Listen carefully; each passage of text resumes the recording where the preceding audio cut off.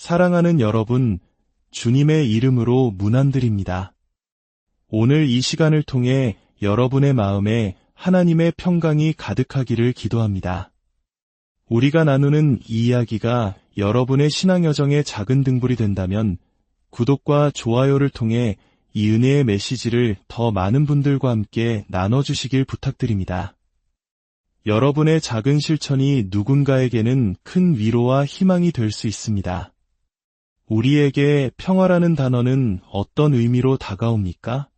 특히 우리 한국인들에게 평화는 그저 사전적 의미를 넘어 70년 넘게 이어진 분단의 아픔과 통일에 대한 간절한 염원이 담긴 가슴 시린 단어입니다.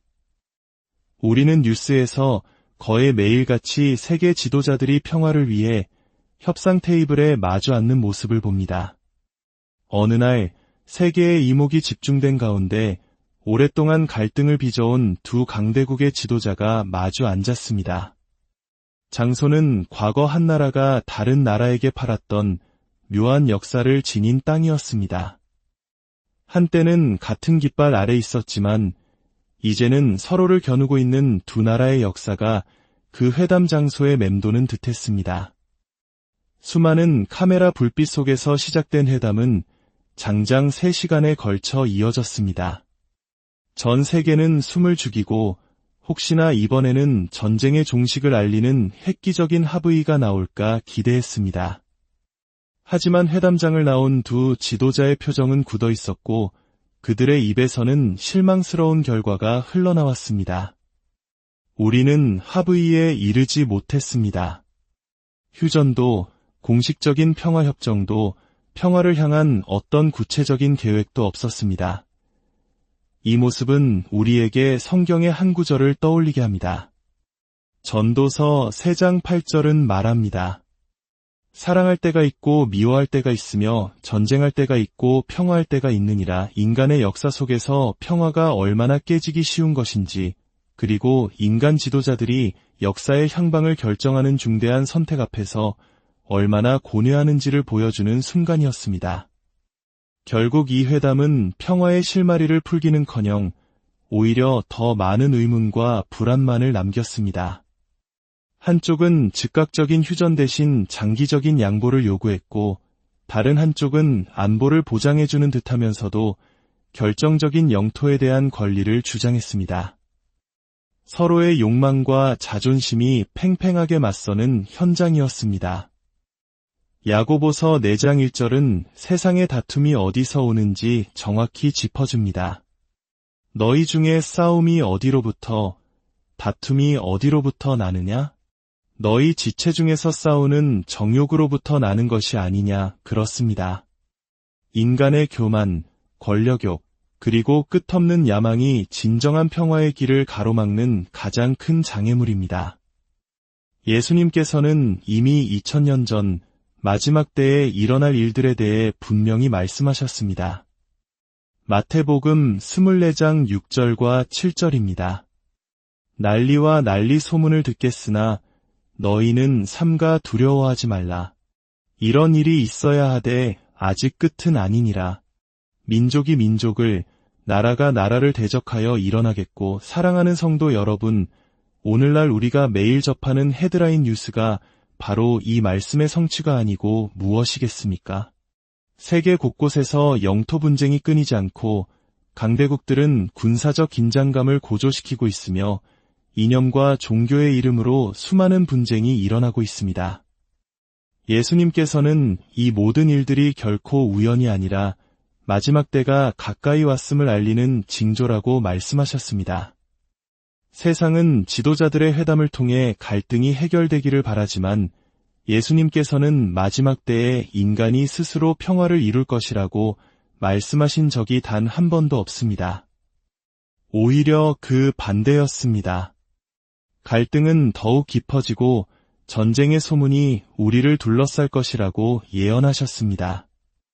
인간 지도자들이 벌이는 평화협상은 역설적으로 성경의 말씀이 얼마나 정확한지를 증명하는 또 하나의 증거가 될 뿐입니다.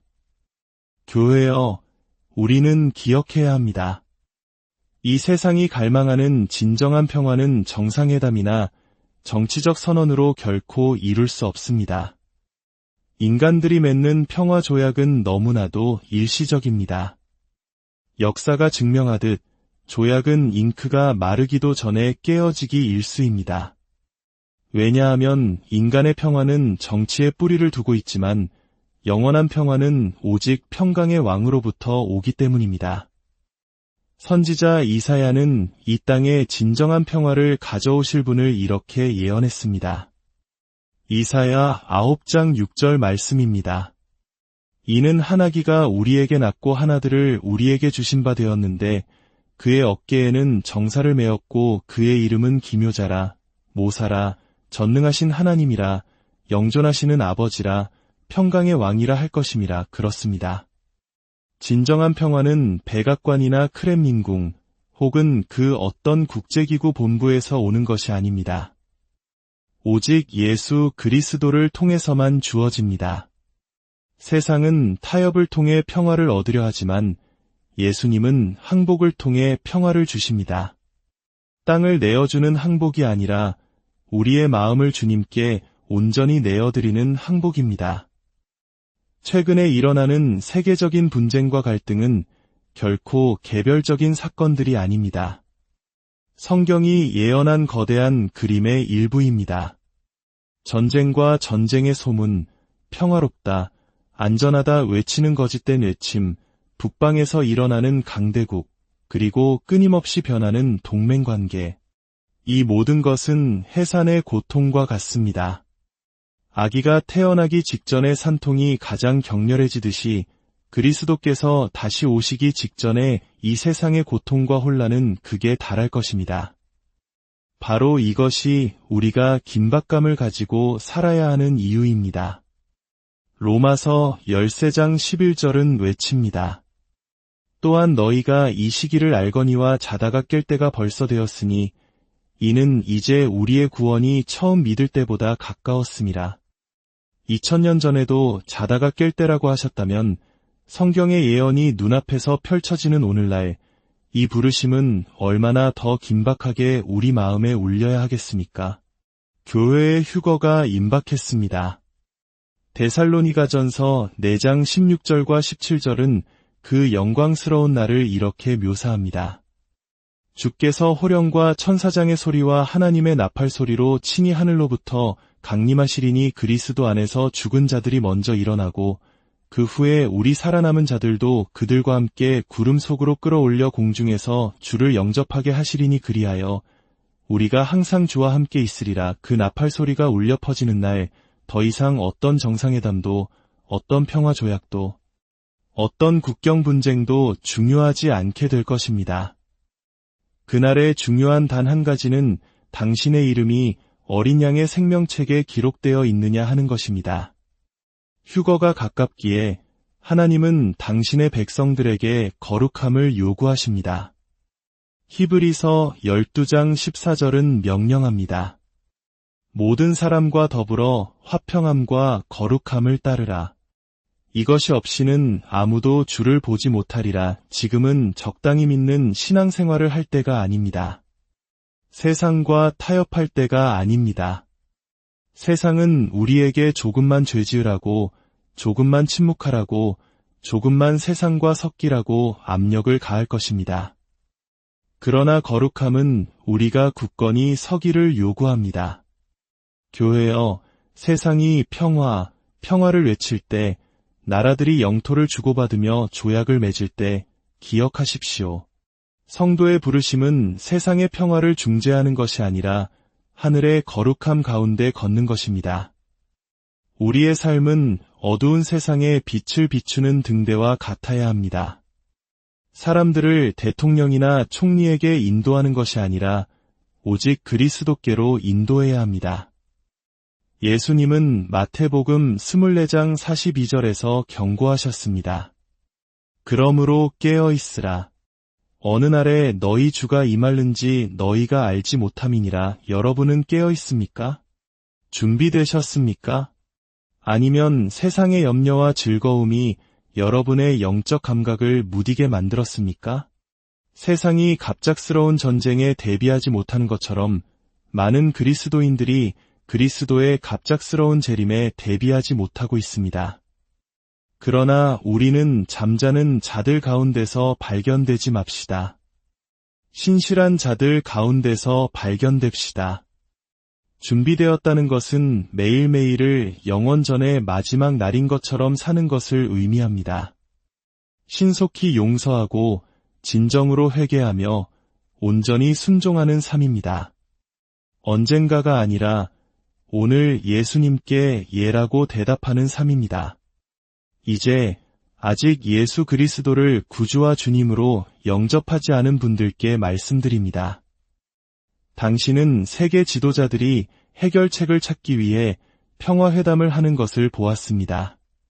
그러나 친구여, 그리스도 없이는 당신의 영혼에 결코 평화가 있을 수 없으며 당신의 영혼 속에 평화가 있을 수 없습니다.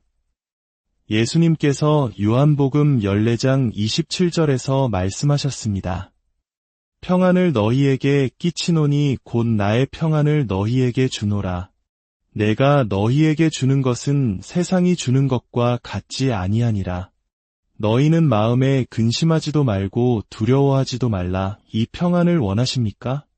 세상의 수도들이 어떻게 변하든 상관없이 당신의 영원한 운명이 안전하다는 확신을 원하십니까? 그 평안은 당신이 당신의 죄를 회개하고 예수 그리스도를 믿을 때 찾아옵니다. 세상은 실패할 타협안을 제시하지만 그리스도는 영원한 용서를 주십니다. 세상은 깨어질 보장을 약속하지만 그리스도는 결코 실패하지 않는 구원을 주십니다. 세상은 평화를 약속하고 파괴를 가져오지만 그리스도는 영생을 약속하시고 그것을 온전히 이루십니다. 말씀을 맺습니다. 저는 당신에게 묻습니다. 당신은 어디에 서 있습니까? 만약 오늘 나팔이 울린다면 당신은 공중에서 주님을 맞이하기 위해 올라갈 수 있습니까? 내일 전쟁이 터진다면 당신의 영혼은 하나님과 화평을 누리고 있습니까? 다른 정상회담을 기다리지 마십시오. 또 다른 조약을 기다리지 마십시오. 다른 날을 기다리지 마십시오. 오늘이 바로 구원의 날입니다. 그리스도께 나아오십시오. 당신의 삶을 그분께 맡기십시오. 그분을 신뢰하십시오.